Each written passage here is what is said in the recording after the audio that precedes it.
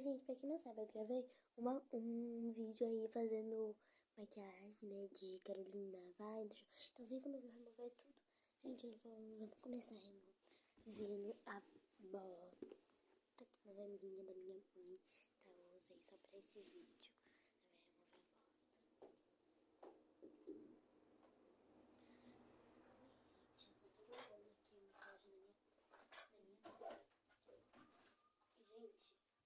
Ó, ela deixou eu fazer tirar essa blusa xadrez, vou vestir essa blusa de volta. Agora bora dobrar a blusa xadrez e colocar dentro do guarda-roupa. Já volto, gente, colocar aqui dentro do guarda-roupa, tá?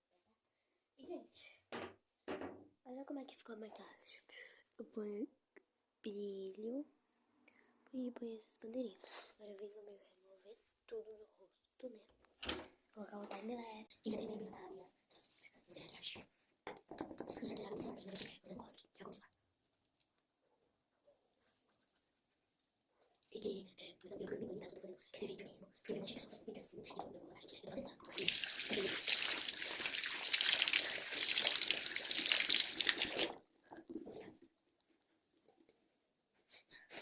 Ó, gente, eu passei aqui. Eu passei a água. Eu passei a água no meu rosto. Deixa eu ver se tá sujo ainda. Não, então tem que ir com o vídeo. Tchau.